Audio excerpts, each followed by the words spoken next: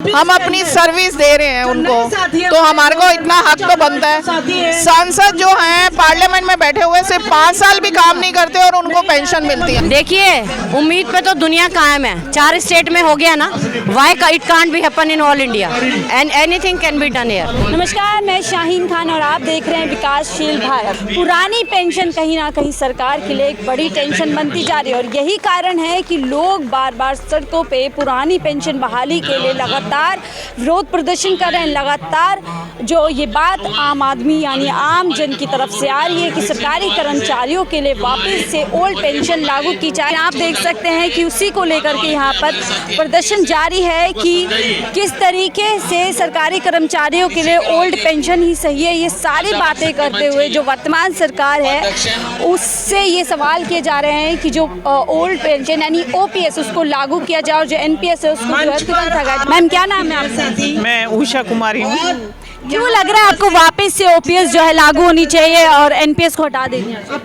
Ma'am, जब हम 60 साल की जॉब करते हैं, जॉब के बाद जब तक हम जॉब कर रहे सैलरी मिल रही है, लेकिन जॉब के बाद हमारे पास हमारे खाने के लिए कहाँ से होगा? उससे हमें पेंशन तो चाहिए ना। अपनी एज भी खत्म हो जाएगी, काम भी नहीं कर सकते कहीं पे, तो एक बुढ़ापे का एक सहारा होता है, एक सम्मान होता है बच्चों के बीच में, तो वो नहीं होगा फिर हमारा। लगातार सरकार इस बात को कह रही है कि अगर एनपीएस हटाई जाए, ओपीएस को लागू किया जाएगा तो जो पूरी इकोनॉमी है उसका एक तरीके से बंटाधार हो जाएगा। तो पहले ये जो एमएलए और ये सबको जो एक 2 बार बन जाते हैं, इनकी 2 3 पेंशन हो, तो उससे नहीं होता क्या? हमारी पेंशन से होगा क्या? ये सब वो भी छोड़ दे अपनी पेंशन। लगता है 2024 में जो ओपीएस है यानी पुरानी पेंशन है वो सरकार को टेंशन देने वाली है। हमने 40 साल नौकरी करी और नौकरी करने के बाद हमें बुढ़ापे के लिए कुछ नहीं मिल रहा। हम क्या आगे बच्चों के आगे हाथ फैलाएंगे एक चीज के लिए?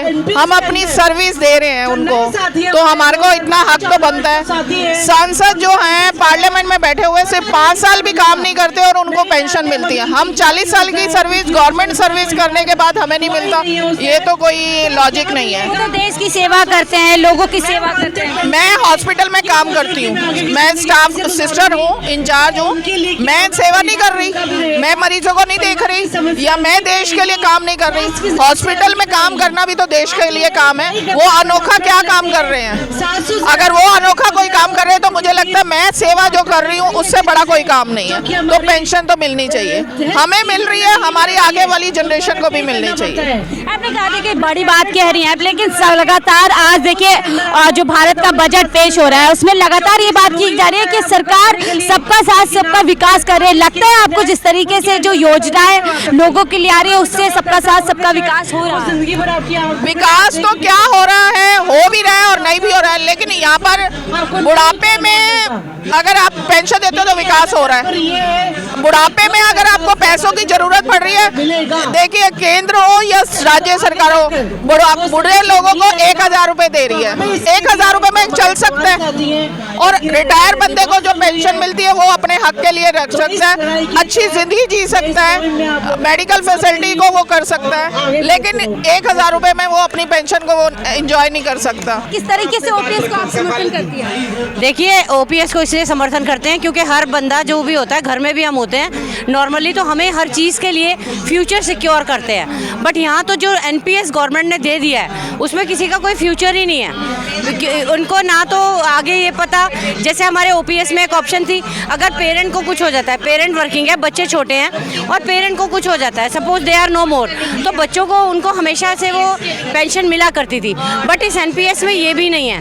प्लस जो आप अपना जमा करना चाहते हैं, ओपीएस में ऑप्शन थी आप अपनी बेसिक सैलरी जितना हर महीने उतना जमा कर सकते हैं, but they are giving, they can in NPS no one can give that much of amount कि जितना वो चाहता है। तो आप एक अमाउंट भी कम आपने दे रखा है। प्लस अगर आज मेरे बच्चे की शादी है तो ओपीएस है तो मैं उसमें से पैसा निकाल के उसे यूज़ कर सकती हूँ घर बनाने के लिए, higher education.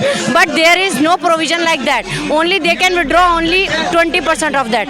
So it is not at all accepted and not at all good for any worker. NPS 2004 में जाके हुई थी और 18 साल का वक्त गुजर सके। जब 18 साल में ओपीएस को नहीं बहाल किया गया, लगता है अब कहीं जाकर 2024 आने वाला है, कुछ सरकार बड़ा देखिए, उम्मीद पे तो दुनिया कायम है। 4 स्टेट में हो गया ना, why it can't be happen in all India and anything can be done here. Ma'am आप कहाँ से आए हैं? मैं सफदरजंग हॉस्पिटल से हूँ। हॉस्पिटल सब हमारी टीम है। सारी आपकी हाँ जी। क्यों लग रहा है एनपीएस बनाम ओपीएस जो है, अगर दोनों को कंपैरिजन का, ओपीएस बहुत बेहतर है लोगों को? ओल्ड पेंशन स्कीम में ऐसा है कि आपकी फैमिली के लिए बेटर होती है। अब एनपीएस में तो जो आपकी कट रहा है सैलरी, उसी में से आपको देंगे, हमारा पैसा हमारे को ही देंगे। इसमें भी तो आपका 10% जो है सरकार और उसके करके मिल रहा है, जो आप धीरे धीरे जो है विड्रॉ कर सकते हैं अपने जरूरत के टाइम पे। लेकिन अगर हमें कुछ होता है तो हमारा पैसा हमारे फैमिली को नहीं मिलेगा बाद में, जो एनपीएस में है। ओपीएस में तो ऐसा है कि हमारे जो नॉमिनीज होते हैं उनको हमारा जो इनकम है वो हमारी उनको मिल जाती है। तो इस हिसाब से हमारे जाने के बाद भी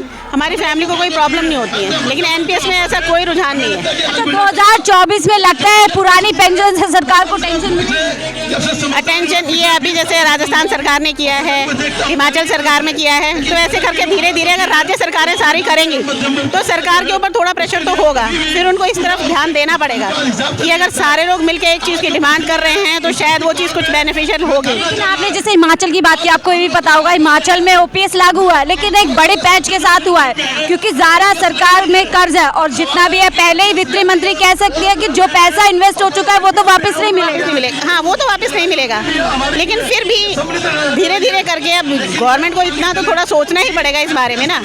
अब आप एक चीज़ सोचिए, जैसे अब हम सफदरजंग हॉस्पिटल में ही हैं, 2004 से पहले वो लोग भी उतना ही काम कर रहे हैं जितना उसके बाद वाले हम लोग कर रहे हैं, तो उनको वो फैसिलिटी मिले और हमारे लिए दूसरी फैसिलिटी हो, तो एक ही जगह पे रह के दो चीज़ें, दो अलग अलग रुझान क्यों है? ये चीज़ भी हर जगह पे ऐसे ही है। टीचर भी हैं जो 2004 से पहले के हैं, उनको वही चीज़ें फैसिलिटी मिल रही हैं, लेकिन उसके बाद वालों को नहीं मिल रही है, क्यों?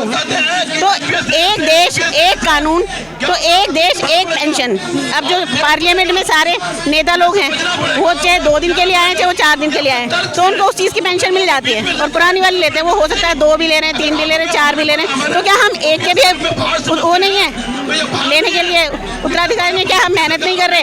वो जन सेवक हैं, सरकार के देखिए नुमाइंदे होते हैं और सेवा करते हैं, तो उनको ज़्यादा ज़रूरत है कहीं ना कहीं। ऐसा क्यों? अब जन सेवक तो हम भी हैं, अब हम हॉस्पिटल में कर रहे हैं, अगर हम ही नहीं होंगे तो इतने बीमार लोगों की इन सबकी सेवा कौन करेगा? और टीचर्स हैं, वो भी जनता के सेवक हैं, अगर वो ही बच्चों का अच्छा सा नींव नहीं रख पाएंगी तो आगे बच्चों का क्या भविष्य होगा?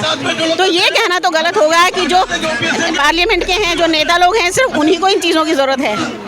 जनता के सेवक हम सब लोग हैं, कोई प्रत्यक्ष रूप से है, कोई अप्रत्यक्ष रूप से है, लेकिन सारे हम जनता के सेवक ही हैं। इसीलिए ओपीएस की हम डिमांड कर रहे हैं। Thank you.